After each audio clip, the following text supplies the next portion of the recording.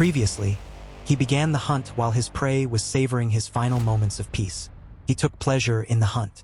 Along the way, he encountered an unworthy target and dismissed her without hesitation. His excitement grew, fueled by his experience bar moving after the hunt.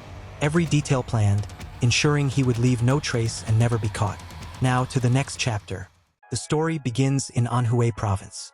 This land is defined by two massive rivers, the Huai and the Yangtze. These rivers created something special. Fertile plains, intersecting waterways, a perfect hub for commerce and trade. And commerce brings wealth. But where money gathers, trouble follows. The province is plagued by bandits, villains from unorthodox factions, criminals everywhere. To fight back, martial clans move in. They follow the code of the Murim. They establish themselves in Anhui to restore order. Two families stand above the rest. The Namgung clan, one of the 5 great clans of the Central Plains, and the Danri clan. The Danri clan isn't as prestigious as the Namgung, but they have something special. Highly specialized forces. Forces that command respect throughout the entire province. The Danri clan's reputation rests on 2 pillars. First, their fighting force, the Cross Heaven Sword Division. Second, their intelligence group, the Black Crow Squad. And the Black Crow Squad? They're elite. Their information-gathering capabilities are so good that even the legendary beggar sect admits defeat. Within Anhui's borders, nobody gathers intel better than them. Nobody. But right now, the Black Crow Squad is struggling. They have a baffling new case, something they can't figure out. Inside a traditional compound, the tension is thick. A subordinate presents a scroll to his superior. The man receiving the report stares at it with focused intensity. This is Gi Daehyo, leader of the Black Crow Squad. Daehyo reviews the document. His concern is visible. He describes what he's seeing, a mysterious wave of deaths. Nearly 100 cases over the past few months. Deaths happen. But this volume? Unprecedented. What makes it worse? Every case is perfect. Every single detail points to the same conclusion. No room for foul play. No evidence of anything suspicious. Nothing. But Daehyo doesn't believe in coincidences. He asks about the first victim, an armory artisan from the Danri clan. His name was Machil. He supposedly passed away at an inn, the Phoenix Tavern. Despite his high rank, Daehyo makes a decision. He needs to visit the scene himself. He needs to see the environment firsthand. Something doesn't add up, and he's gonna find out what. Daehyo enters the room where Machil was found. He looks up at the rafters. This is where the artisan was discovered. The squad leader is skeptical. If this wave is actually something more, one question remains. How did someone enter and exit without being seen? He examines the wooden structure carefully, searching for the smallest oversight. Any clue, anything. His search is exhaustive. Every corner, every crack, every surface. But he finds nothing. No viable entry point. His attention shifts to the heavy logs making up one wall. Maybe if these could be removed, they'd provide passage. But his subordinate corrects him.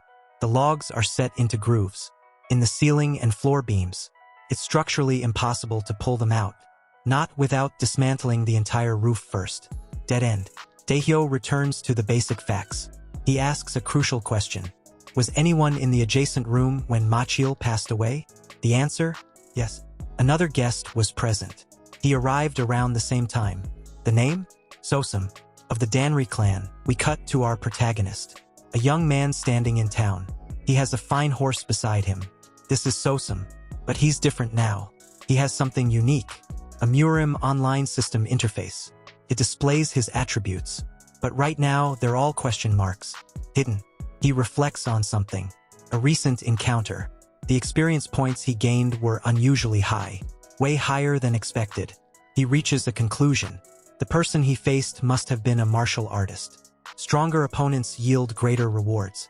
The system is real. But Sosum knows something else. He's vulnerable right now. If he faced a proper martial artist, he'd lose. No question. He needs to be strategic. He needs targets that can bridge the gap between commoners and warriors. His thoughts are interrupted. A group of street thugs appears. They block his path in an alleyway. They taunt him. Clearly, they remember the previous owner of this body. Someone they pushed around easily. Pushover. The thugs are confident, emboldened by Sosum's silence. They have no idea what he's become. Sosum observes them coldly. Their low status is obvious. He finds it curious. The original Sosum let scum like this push him around his entire life. Pathetic. One of the men steps closer. The atmosphere turns aggressive. Sosum weighs his options. How should he deal with this? The thugs prepare for a private chat. Sosum's mind calculates. Could he handle them all right here? Make it look like an accident? Use his inventory to manage the aftermath. He considers it seriously. But then he stops. The experience gain wouldn't be worth the risk. Too many witnesses. Too much attention. He decides to endure their harassment. For now, he'll deal with them later, at a more convenient time. Smart move. One thug throws a punch. But then someone new arrives. A man named Django. He chides his companions. Too rough, he says. The other thugs react immediately. Terror crosses their faces. Django is different. Dangerous. Django ignores Sosum for a moment. His eyes lock onto something else. The fine horse. He speaks. The Dark Society leader loves horses. This one will make a perfect gift. But there's a problem. Sosum. Sosum senses it immediately. Clear hostile intent. Django plans to eliminate him. Just to take the horse. No complications. Despite the direct threat, Sosum stays calm. Internally, he mocks the man. Wrong person to target. Django threatens him again. And that's when Sosum finally speaks. His voice surprises everyone. The thugs thought he was mute. They were wrong. Very wrong. Sosum is tired of this. He activates his inventory command. A brilliant burst of blue energy erupts. From a void, a weapon materializes in his hand. He strikes. Fast. Decisive. Efficient. The thugs are caught completely off guard. A shocked cry echoes through the alleyway. One attacker goes down. The counterattack is sudden. Overwhelming. They never saw it coming.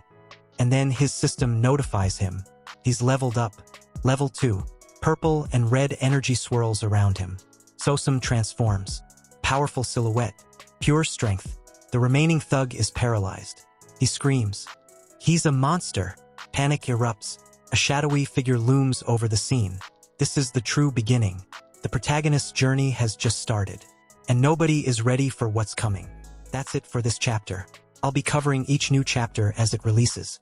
Thanks for watching, and I'll see you in the next one.